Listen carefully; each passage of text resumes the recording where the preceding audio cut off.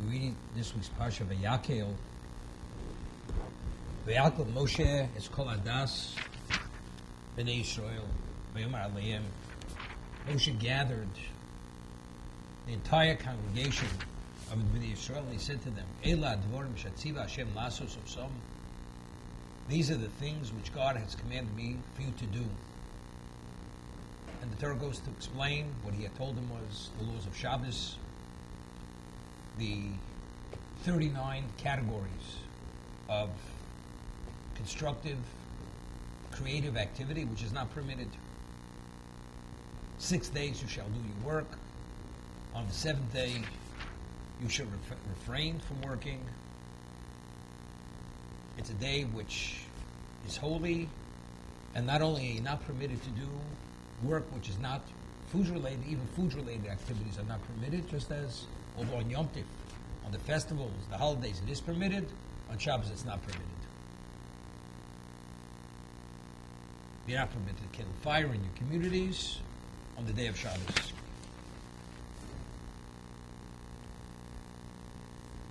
So we hear there's a midrash. The Yalkut writes,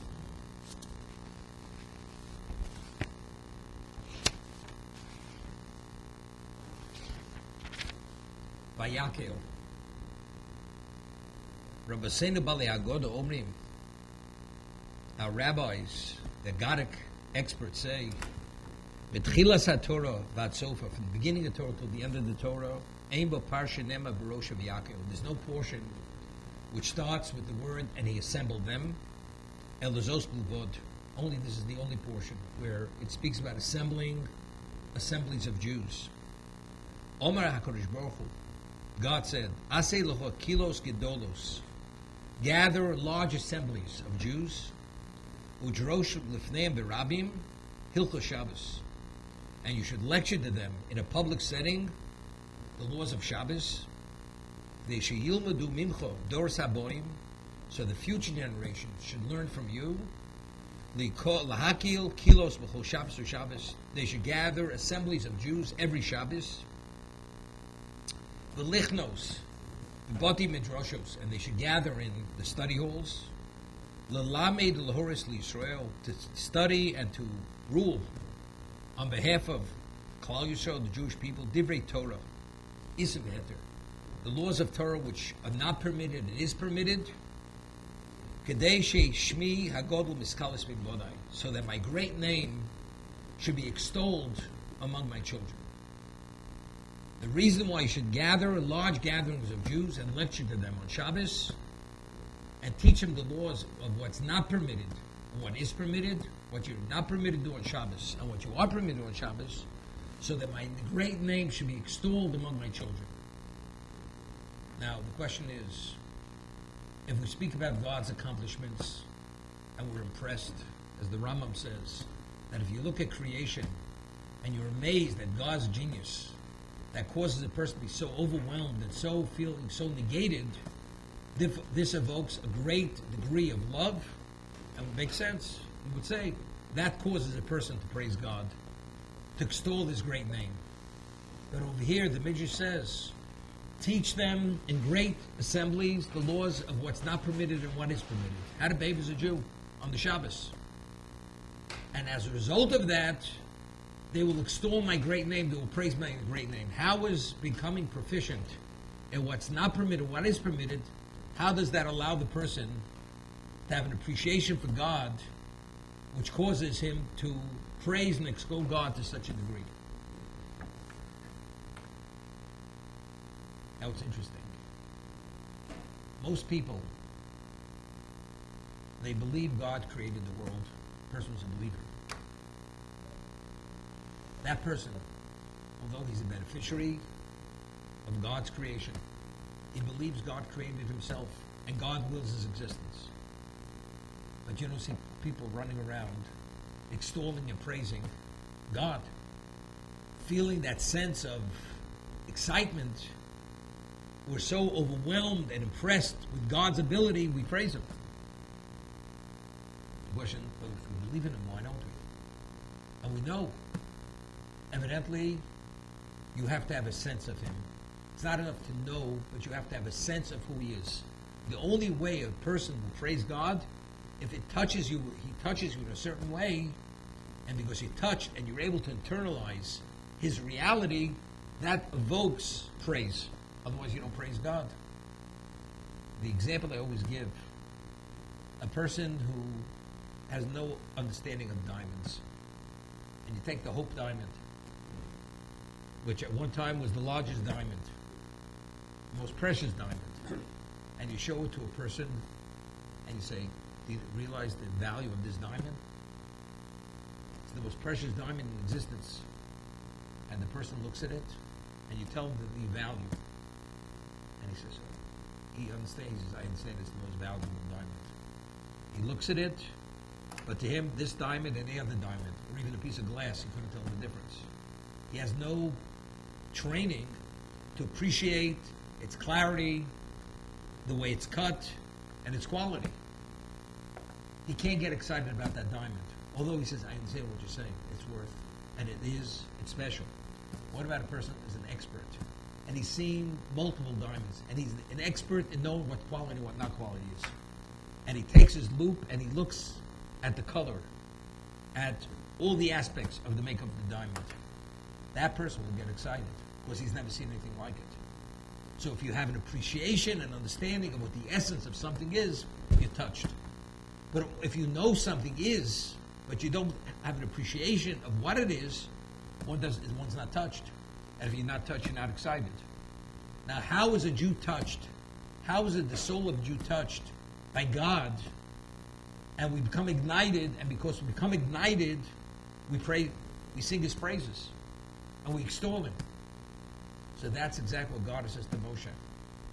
When you gather large assemblies of Jews, and you teach them what's permitted and what's not permitted, what they're permitted to do on Shabbos, what they're not permitted to do on Shabbos, then I will be my great name will be extolled among thy children.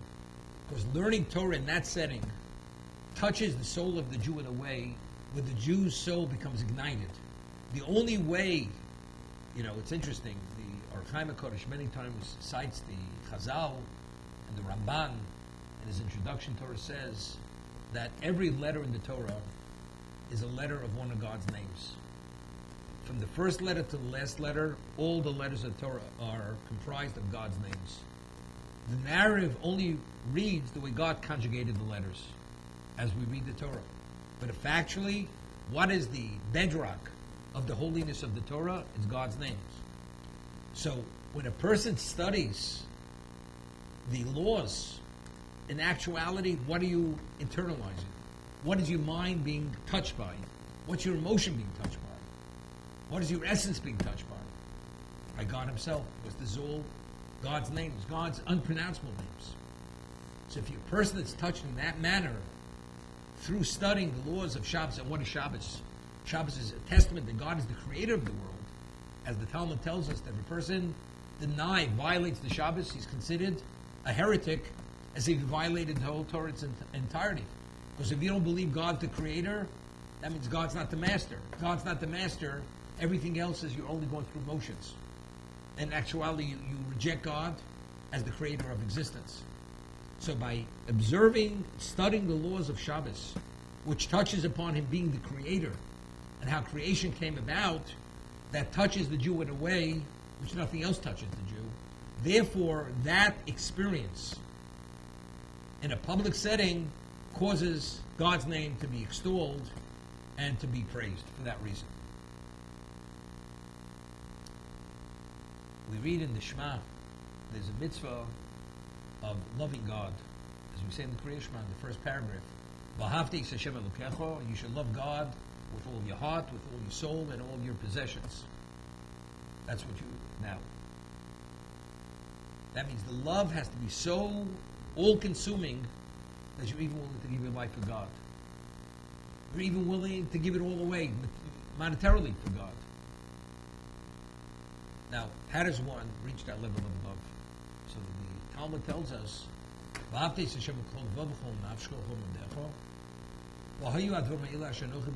these words, They should be. You should teach them to your students, and you should engage in their subject matter. Speak it in the words of Torah. Disseminating it, teaching it to students, and discussing it. That discussion touches you in a way which will bring you to love. If you want to love God at all these various extensive levels, advanced levels, how's it done? You should put these words on your heart to teach students and to speak in them. The words of Torah are the igniters. You study the Torah, it ignites you. Once you're ignited, then you have a sense of spirituality. And you have a sense of spirituality, and you have a sense of God. And once you have a sense of God, then you sing His praises. There's Rabbeinu Yonah, who's the commentator in Pirkei Avos. The Mishnah tells in Pirkei Avos, Ein amoretz chosid. A person who's never studied cannot be scrupulously pious. But it seems that chosid is a more advanced level than tzaddik. Tzaddik means a person does everything correctly. But if he's an amoretz, but if he's ignorant, he's unlearned, how could he be a tzaddik? Tzaddik means somebody who does everything correctly. But if he's never studied, how does he do everything correctly? So what do we say? An amoretz, a person who's ignorant, cannot be a chosid. How could he be a tzaddik? He doesn't know what kosher is. He doesn't know what Shabbos is. He doesn't know what tefillin is. He knows nothing. He's ignorant of the law. So Rabbeinu Yonah explains, a tzaddik means to do everything correctly. A person can be instructed that in every situation how exactly to behave, and behave correctly, properly as a Jew. So if you do everything properly, then what happens? The person's a tzaddik. Tzaddik means doing everything in a just manner. Chosid is versus scrupulously pious. That comes from a purity of soul. That only comes as a result of studying Torah. That a person's touched by Torah and you're ignited by Torah, that's when you do the extra mile. That's when you want to do more for your Creator. You have a sense. You're actually imbued with a feeling, and because of that feeling that you're imbued with, as a result of Torah, you internalize it differently, and because of that internalization, you perform at a more advanced level. But a person only does it by instruction. This is right, that's wrong, and he follows instruction perfectly. The person has no sense of what that is. That's purely behavior. It's correct, proper behavior, just behavior. But in terms of a sense of what it is, its value, because he didn't study, he cannot be ignited, and he does not have that purity of soul to be able to perform or want to be performed, to be motivated to perform on a more advanced level. That's Rabbeinu Yonah. It's the same idea. So how does one praise God? How does one extol God? It's only through the studying of the laws, the definitive laws of what's permitted, what's not permitted. In a public setting, that will bring that my great name should be praised among my children.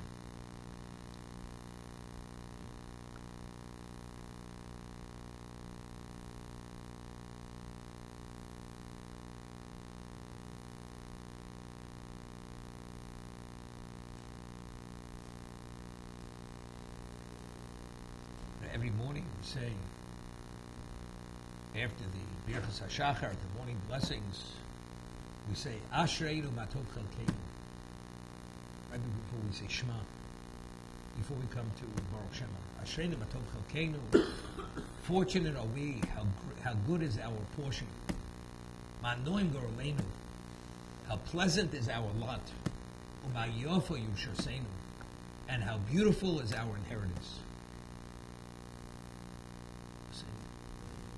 It's with an excitement. Ashreinu, we're so fortunate. Every aspect of good fortune we have because of our portion, our lot, and our inheritance. A person to say that with feeling, you have to have a sense of what that is. And a person says, thank God I'm a Jew. Thank God I was chosen by God to be His people. You know, before we study Torah, one has to say a blessing, like before we do anything, before we put on your talis, before you put on your tefillin, say a blessing on the mitzvah. So before you study Torah, you say a bracha on the mitzvah study of Torah. One gets an aliyah. One says a bracha prior to the reading, what's read on his behalf, and after. What's the bracha? Asher bacha banu mikol ha'amim. We thank God He chose us of all the nations of the world. the Creator, the King of Kings, the one who wills all existence, he chose us. We're mere mortals to be his nation. The Nosilon is Toroso. And not only did he choose us, and what did he do when he chose us? He gave us his Torah. His Torah, which he values, which he esteems and reveres more than anything in the world. Ki lekach tov nosati lochem. I've given you the best commodity. There's no better commodity in existence than what I've given. So there's a work called Yisod Shorish Avoda, which is based on Zohar. He writes, when he would say this, the level of joy he would have, he couldn't contain the joy. Could you imagine a person winning Lahavdil, Elef Adolos, to differentiate between holy and not holy? The person gets a call, he bought a lottery ticket for $1. He just won the $750 million lottery, and this is so special, you don't even have to pay tax on it. You get the full value. The guy hears that, the person hears that, he's ready to lose his mind. He can't. He's ready to jump out of his skin. He can't contain himself. God, the Creator. I'm a mere mortal. I'm a nothing. He chose me of all the nations to be his people, to give me his Torah. What level of joy should a person have? What's your level of excitement should he have?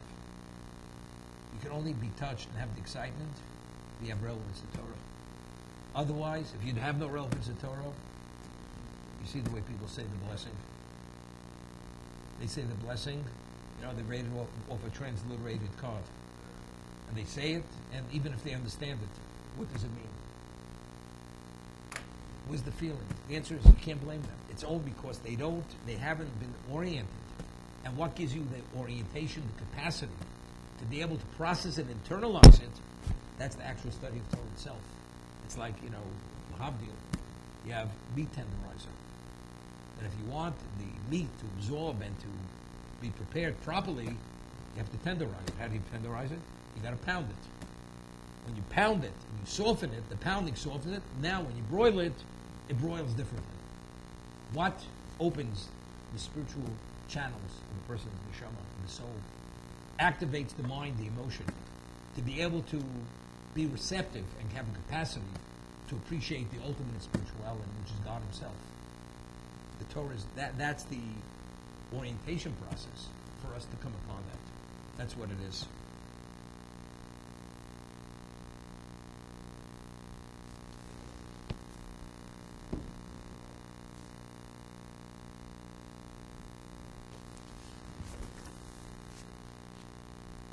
To find that Bezalel, who was a grandson of Miriam, was chosen by God to oversee the building of the Mishkan. And the Torah says that he was imbued with chokhmah, with wisdom, with bina, and das. He was spiritually, divinely inspired. And the Talmud tells us, the Gemara tells us, he knew how to conjugate the letters through which existence was created. God created existence. Since the Mishkan itself parallels with every aspect of creation, so what had to be included in the Mishkan, what had to be infused in the Mishkan, this was a microcosm of creation, so whatever brought about every aspect of existence had to be infused into the Mishkan itself. Its parts, its vessels, whatever it may be. Now, who has that grasp of knowledge? Who's imbued with that? Bezalel, he was endowed. He was endowed with that. There was a gift, although he was only 13 years old. And then the Torah tells us there were many Jews who participated in building the Mishkan. They had all kinds of craftsmen, artisans. And the Torah says, "Ubalev kol chacham lev etin chacham." In the heart of all the hearts that have wisdom, I will give greater wisdom. I mean, here the Ramban mentions the Jews. What was their background? Mortar and brick, the coarsest type of work. And here you find they have ability to be the most advanced level of goldsmiths, silversmiths, weavers, carpenters. Exact, perfect. Everything was done perfectly. Dyers. How's it possible? Tanners. exactly to specification, not off as much as an iota? The answer is it was a miracle. They were imbued with the miracle, with wisdom, ability to be able to do this as if they were the greatest experts in each of their fields. The Ohr HaChaim HaKadosh points out in one location that it was something normally, if you have, let's say, you have two great masters. You have Rembrandt and you have Van Gogh. They were both exceptional as masters in painting, artists. But each of them had their signature of genius. Each one could be identified. He had his unique imprint on what his ability was. A person was an expert goldsmith. Two people who are genius in goldsmithing, in developing something unique. When you look at each one's finished product, they're not exactly the same. Each one has his imprint, his signature. That's the expression of his genius. But yet, by the Mishkan, you had multiple artisans and people involved who participated. But the uniformity of the Mishkan was as if it was all done by one craftsman. It was the same uniform genius, perfection, consistently throughout the Mishkan. So it was miraculous. So I think the Ohr HaChaim HaKadosh says that was B'Tzalel. He was able to oversee and orchestrate it and direct them to be able to maintain this uniformity, as if it was all done by one craftsman, which was something which is miraculous. But I was thinking even on a more simple level. Now, how did they come upon this ability to function and to be so accomplished in each one of the fields? In the heart of every heart that contains wisdom, I will give greater wisdom.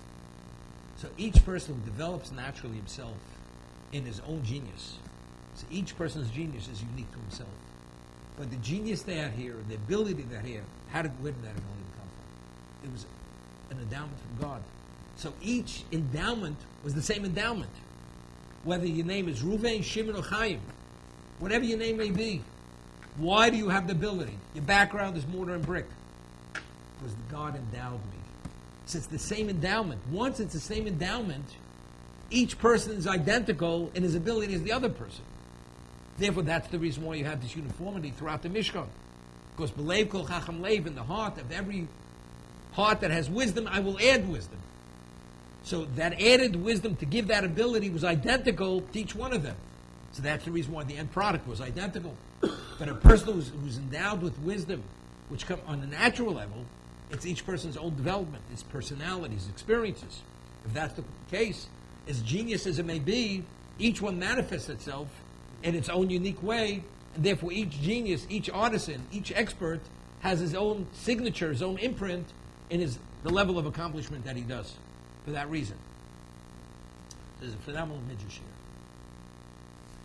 The Torah says that Tzalel, I will fill him with the Spirit of God in wisdom. He initially had wisdom, and God said, I will fill him with more wisdom.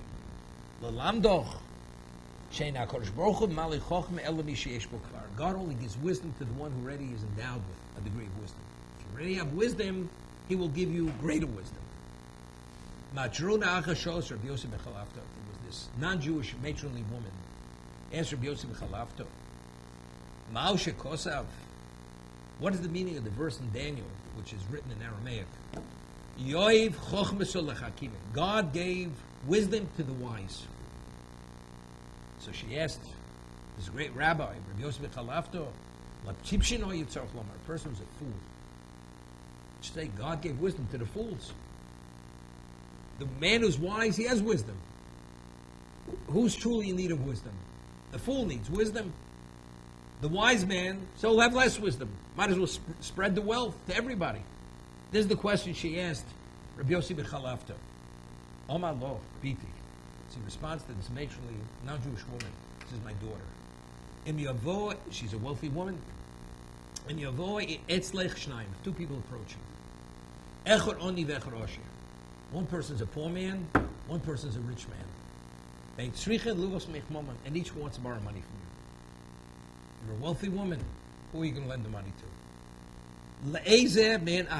Who are you going to lend the money to? To the poor man or to the rich man? Alma lo Osher. There's no question. I'm lending the rich man money. I'm not going to lend money to the poor man. Alma lo Alma. Why? Why will you only lend money? The one who's more needy is the poor man, not the rich man. So why are you lending money to the rich man? Alma lo Yechzar. Because even if he takes a loss, Yelo Mam Shifra. He has what to pay back with. He's a rich man.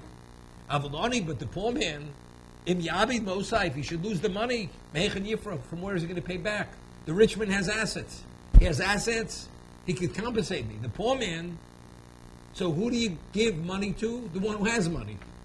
The one who doesn't have money, he's the one that you don't lend. Of course, it's a risk. And if you fail, you're out your money. Omar law, so when Yoskalafti says to this matronly woman, Yishua is naich mashapich medaber. Listen to you. Let your ears listen to what your mouth is saying. That who do you give? You give to the one who has, not to the one who does not. Kach imay kodesh baruch hu nosei chochma v'tivshim. If God would give wisdom to the fools, because they're truly fools, or yoshim bate kisos, ubevos betunov v'dvotim echotz, they would sit in the bathrooms, they would sit in the unclean alleyways, they would sit in the bathhouses. They would leave it, and they would not apply it. They'll desecrate the wisdom. They'll desecrate it. You know, he'll be a card shark. He'll be an expert gambler. He'll make murals in a casino. You know, he's an artisan. Is God going to give him the wisdom? What is he going to do with the wisdom? He's going to desecrate it. He gave that wisdom to the wise. They sit in a setting of elders, in the synagogues and the study halls of Oskamon. They engage in this intellectual discourse and dialogue of wisdom. This enhances it. This extols the wisdom. Therefore it says, I will fill him. I will fill him with wisdom. What do you fill him? You're adding. He filled the person who already had wisdom, he gave more wisdom. Yeshua was Moshe's successor. He says, Chenvoni, as that person's a storekeeper. He sells wine, he sells olive oil, he sells many things.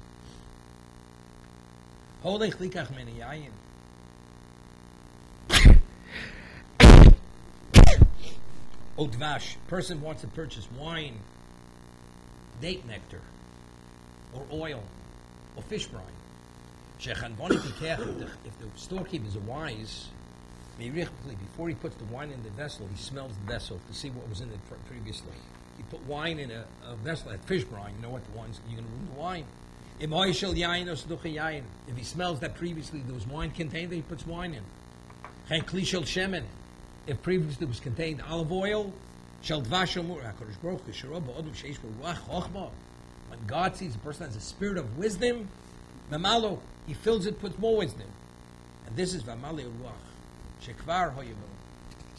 Chaim Volozhin writes in the work Nefesh HaChaim, the Gemara says that Yiras Hashem Hiyotzoro. What is the storage location for Torah? Yerushalayim. Person that has fear of God, that guarantees, that's the preservation of Torah. And God gives that person Reishis Chochma Yiras Hashem. What is the prerequisite to Chochma, which is Torah? The fear of God, the reverence of God. The more advanced the person is in reverence, the greater capacity he has for Torah. For Chochma, no question. Chaim Volozhin explains it with an allegory. A person has a very wealthy father, and the father can give him anything he wants. So the son goes to the father and says, Father, I'd like 1,000 bushels of wheat. So the father says, where are you going to store the wheat? I'm happy to give it to you. Where are you going to store it? He says, well, I have no storage location. I can leave it on the street where the animals walk. And the animals will walk. So the father says, what's going to happen? They're going to trample the wheat. They're going to defecate on the wheat. They're going to destroy the wheat. So what's the point of giving you the wheat? Therefore, you know something. You have a storage location that can remain in pristine condition and be preserved. I'm happy to give you the wheat. So the war, he explained, it says, Yiras Hashem Yitzhara. What is the Otzer? What is the storage location of Torah? A person who reveres God, and you value and you esteem God's wisdom, that person will deal with it in an appropriate, respectful, reverent way. But a person who has a genius mind, even though he has a genius, God's not giving him his Torah. Because what is he going to do with it? He'll have his, as they say, he'll have his slant on it, his spin on it. You know, and he'll use it for what? For things which are inappropriate. Therefore, God says, you know something? You're not eligible for this gift. So to who does he give the wisdom? The one who has wisdom. But who's the one? So how does it begin? If a person has Yiras Shamayim, a person has fear of God, he has reverence of God, that person is the qualified candidate to be the recipient of the gift of the endowment of Torah.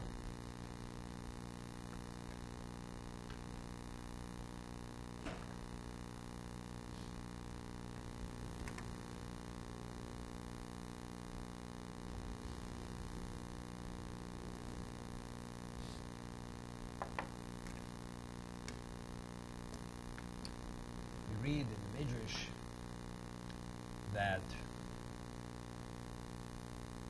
for 7 days, who officiated the Mishkan? We read in the Torah, Moshe officiated. Every day he would erect the Mishkan, he would dismantle it for 7 days. On the 8th day, which would have a portion of Shmini, it was erected and it took on a permanent state. And who was installed on the 8th day as the Kohanim, as the priests? Aaron and his sons. And it says on that day, after he was installed, a heavenly fire came down and consumed the korban, the sacrifice, which was an indication the Shekhinah, the divine presence, came into the Mishkan. As Hashem says, God says, "Mosli migdosh v'shachanti b'socha, make for me a sanctuary so that I should dwell in your midst." And the Gemara tells us, the Talmud tells us, that 8th day, it says, "Vayhi vayom hashmini," God's joy was no less than the joy when he created existence. As it says, "Vayer vayivoker," it was evening, it was morning, it was this day or that day. It says, "Vayhi vayom hashmini." It says, "Vayhi." So the joy was at an exceptional level, identical to creation, day of creation. The Midrash tells us that the Mishkan itself was a microcosm of creation. For instance, the laver, known as the kior, where the water was gathered, is the equivalent of when God said, "Let the waters gather and let the land be seen." It was the water gathered in one location. The tapestries, each one of them corresponds to one aspect of creation. Therefore, when we observe the Shabbos, why do we observe the Shabbos? It's to commemorate the God who created. God was creative for 7 days. On the 7th day, he ceased being creative, and he rested. Identically, the Mishkan, you build the Mishkan, there's a positive command to build the Mishkan, but on Shabbos, it does not override the Shabbos. So all the laws which pertain to Shabbos are learned from the creative activities that were needed to build the Mishkan. Meaning, in the physical sense, in the spiritual, when God said, "Let there be whatever, let it be. Let there be light. Let there be vegetation. Let there be fish teeming, or insects, whatever it may be." That spiritual energy, in the physical sense, what is the equivalent of it? What parallels to it?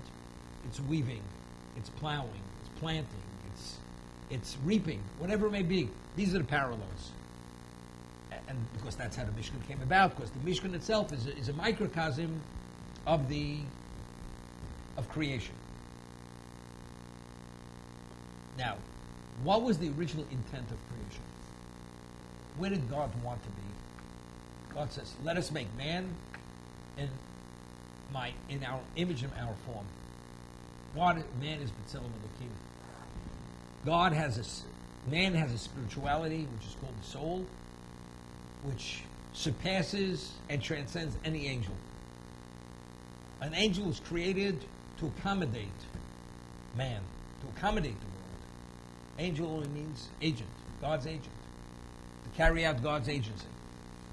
But the dimension of the Jewish soul is at a level which the greatest angel cannot fathom the spirituality of the Jewish soul. But what was the original intent of creation?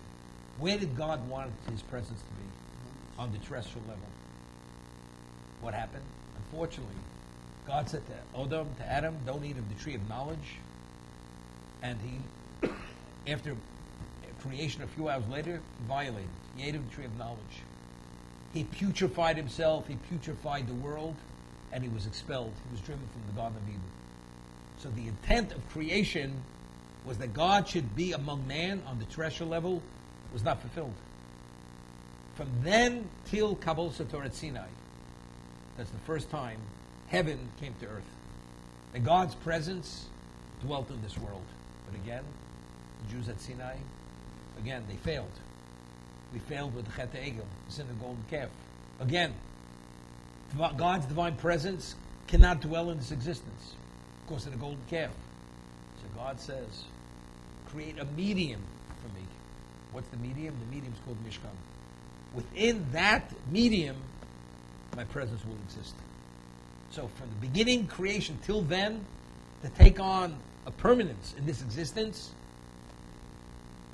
that was the location. So therefore, God's joy, just as the beginning of existence, when he was able to enter into this existence, at that relevance to terrestrial level, among man, and that's why, that was the intent, that was the ultimate joy, when the Mishkan, the eighth day, when it took on a permanent level, and the divine presence, the Shekhinah, entered into the Mishkan, God's joy then was no less than the original joy when he created existence.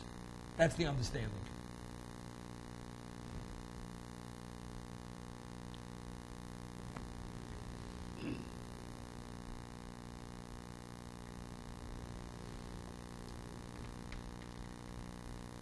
The Orach Chaim HaKodesh, very interesting. We had mentioned a Medrash a few weeks ago.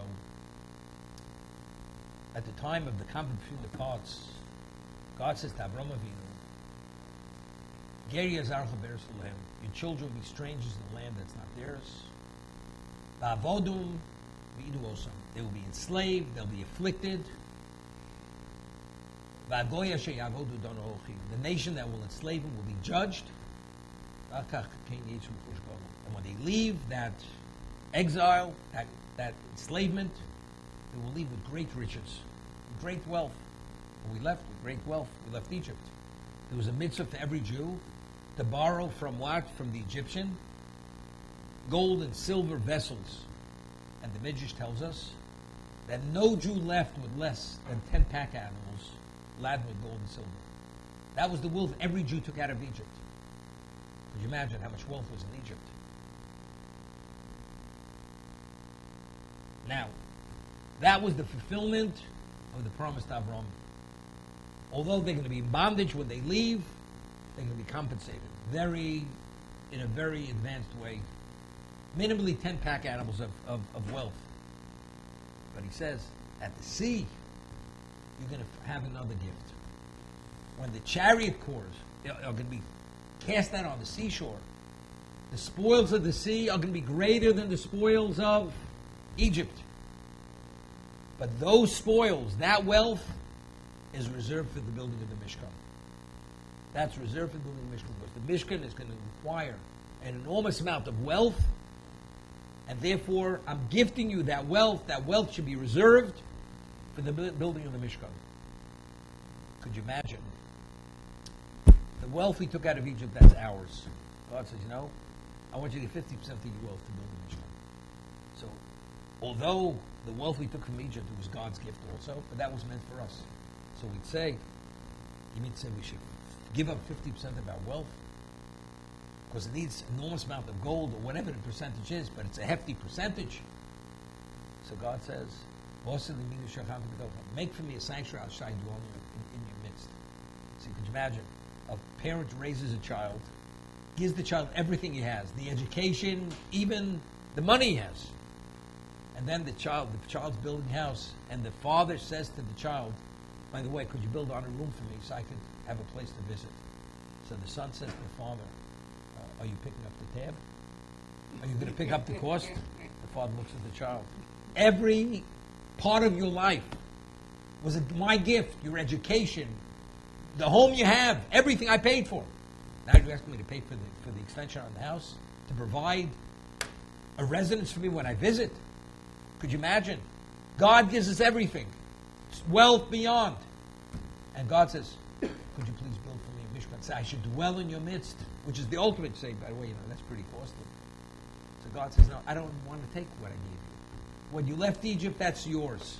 I'm giving you an additional endowment which surpasses what you took out of Egypt, and that you should reserve specifically for the building of the Mishkan. Because God forbid, if God says, I want to dwell in your midst, there should be hesitation. Say, God, you know something? Maybe we should discuss it. God says, you know something? I don't need you. Here I'm offering you the world, and you tell me, it's open for negotiation. Who's picking up the cost? Hashem says, Chas v'sholom, I'm out of here. So God wouldn't even allow that moment to come. So God gave us an additional gift, which is beyond the spoils of Egypt, to build the Mishkan. Okay? Let's approach this parsha now. The Vayakhel-Pekudei points out that there were two classifications of Jews who donated to the Mishkan. Now, there's one classification of Jew. We know in the Torah, whenever it says the term Ish is a word, a classification of distinction. A person of special stature is called Ish. Ish. Otherwise, the word Ish, that adjective is not associated with that person. The Torah says, Ish asher neso libo. The man who was inspired by his heart gave to the Mishkan. Then it says, asher nod v'rucho. And the one who gave with generosity of his spirit gave to the Mishkan. So we're talking about two different types of people. The Ish, the person of distinction who was inspired by his heart, and the other was who gave due to the generosity of his spirit. He says, what's the difference between two individuals? So he explains to Vayakhel-Pekudei that a person who's inspired, that all that matters is the objective, and you're taken by the objective, even if you have less, you're going to give more. Because all that matters is that the objective should be addressed. That's a person who's inspired by his heart. A man of that caliber, he deserves the distinction of Ish. He's that special person. But a person who's generous, I'm generous. A person says, I'm a generous guy. I'm a generous person. But to what degree? As long as it doesn't pinch me. As long as it doesn't infringe on my needs. But to give to a point where it's going to infringe on me, that I should have less for myself, that I should feel the difference, it's up to a point. So the generous spirit is not the person who's taken. I'm generous. There's me, and I'm generous. The one who's inspired, there's no me. There's only the objective. So therefore he says, even a person, a poor man, he gives like a rich man. And the rich man, he gives like a person with limited means, because he's always worried it's going to somehow infringe on his own needs. So we have two categories of people. The Neso libo, nod v'rucho. The one who was inspired by his heart, which is Ish, and nod v'rucho, the one who gives due to the generosity of his spirit, that's the other person. So let's ask. It's unbelievable. Whose assets are we talking about? Whose money are we talking about here? God gives them specifically the spoils of the sea. He says, this money is not for you. It's not for your needs. I'm giving it specifically to build the Mishkan. That there should be no hesitation, there should be no holdbacks. So if that's the case, they should all give. Just give it away. It was designated for that. So why are you holding back? Why the holdbacks? Everybody should be in the Neso libo. Everybody should be inspired by this heart to give. There's no reason to hold back. What yours is yours. You were gifted that. You were endowed that. That was the endowment of wealth when you left Egypt. The spoils of the sea was extra. So how do we understand? How could the person not be? The answer is, if you were taken by something, then there's no you. If you're not taken by something, and you're not inspired, I'm giving. It's true. I'm giving what God gave me to give. But what about if there's leftover? Who keeps the leftover? You keep the leftover. So if you keep the leftover, you know something? I give to the point where I want there should be something left over. But if I'm going to give it all away, there's nothing left over. So if that's the case, I'm not giving it all away. Because I'm going to feel the difference whether I gave it all away or I didn't give it all away. That's the difference between the two of them. Although initially it was given to them specifically for the purpose of what? Of building the Mishkan. But the question is, as I said, what remains, you retain what remains. The person who's inspired by his thoughts, it doesn't enter his mind anything for himself. All that matters is we have to have that Mishkan. God's glory has to be addressed. The other person says, my first concern is myself. I'm generous. I'll give as much as I could. But when I feel it may bite me, that there's not going to be anything left, that's where I stop. That's the difference between the two of them. So it's interesting. We find Avraham Avinu was told it was the most difficult test of Avraham Avinu to take his son at the age of 37, bring him up as a burnt offering. Torah tells us, Vayashkem Avram Baboker, he rises early in the morning, he hitches his own donkey. Avraham Avinu was 137 years old at the time. Avraham Avinu was one of the wealthiest people in the world. He had slaves, he had servants. Did he have to hitch his own donkey? So the Gemara tells us, from here we learn, Sha'ava Makalkel Shura, that love disrupts protocol. Bilam, who was a rabid anti-Semite, he despised the Jews to their core. When he was commissioned to curse the Jews, it says he rose early in the morning and he hitched his own donkey. The man was so egocentric, so self-absorbed, megalomaniac. He was suffering from everything, arrogant. A man like this should hitch his own donkey. So the Gemara tells us, from here we see, a person who hates rabidly, that disrupts protocol. What's the common thread between the one who loves intensely and the one who hates intensely? Each one disrupts. When a person loves intensely, all that matters is to accommodate the one who I love.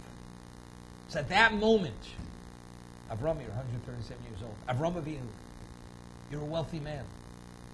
At that moment, all that exists is doing the will of God. So if that's the case, you do it yourself. It's my honor.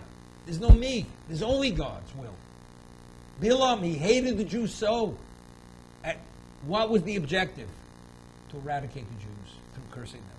Obliterate them from existence through cursing them. At that moment, there was no Bilam. It's the same idea. They were taken. They were consumed by either by love or they were consumed by hate. One or the other. Bilam was consumed by hate. Avraham Avinu was consumed by love. And therefore, nothing was too difficult for Avram to do the will of God for that reason.